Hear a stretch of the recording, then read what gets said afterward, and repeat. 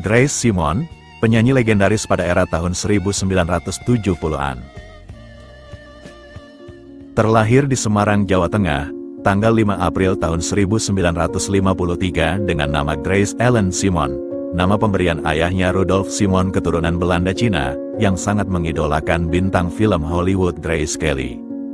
Dalam kehidupannya, Grace atau Kikis panggilan yang akrab di kalangan teman musisinya, ternyata mempunyai keturunan darah biru seniman warisan sang kakek, Jan Latuheru, yang merupakan salah satu pemain biola, pencipta lagu dan pemimpin kor gereja di Solo dan Semarang.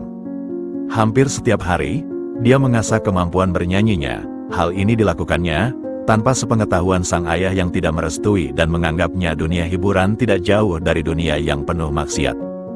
Berbeda dengan sang ibu yang sangat mendukung karir bernyanyinya hingga seperti sekarang ini, sejak berusia 8 tahun, dia sudah diajak ibunya berkeliling untuk dilelang suaranya, dari mulai mencari dana pembangunan gereja, rumah sakit dan masjid, bahkan hampir di setiap kelurahan maupun kecamatan, Grace mengisi acara sebagai bintang tamu pada acara-acara penting dan pesta perkawinan.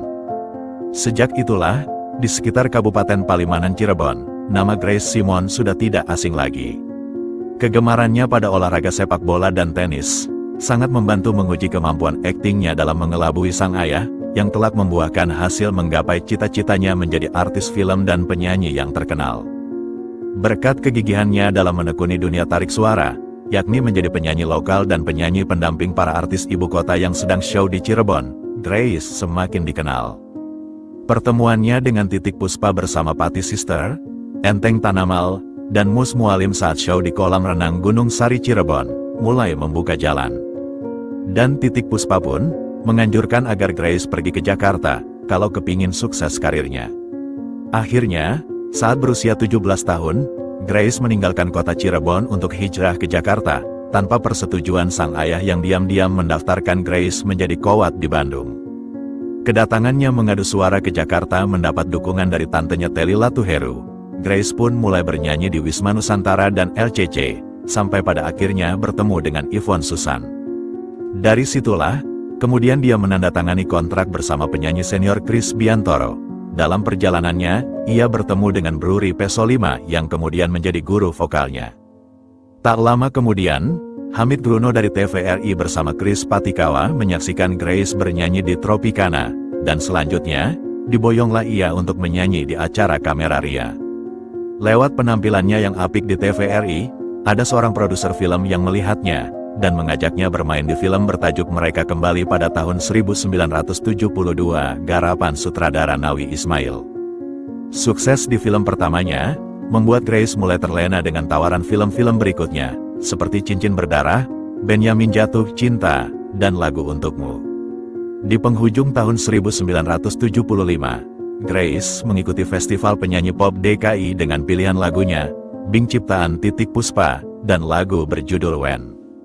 Di ajang ini, dia berhasil meraih juara 1, serta mengalahkan beberapa penyanyi lainnya, seperti Hetty Koes Endang, Margi Seger, Rafika Duri, Edi Silitonga, dan Dia Iskandar.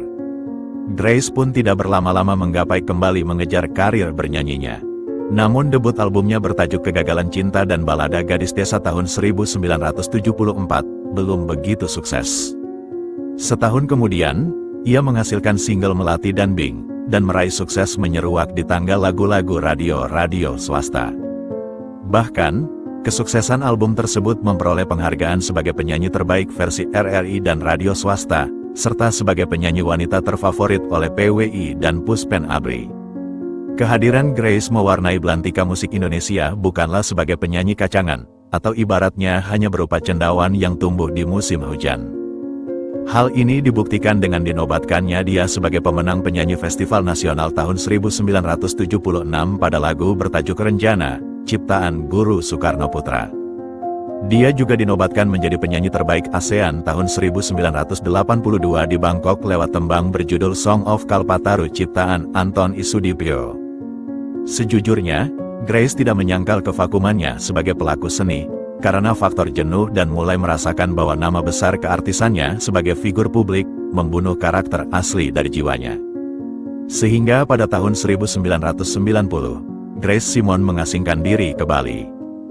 Selama 3 tahun dalam perenungannya, beberapa temannya mengajaknya kembali ke Jakarta, antara lain, Ireng Maulana dan Nino Laksono, pengamat musik.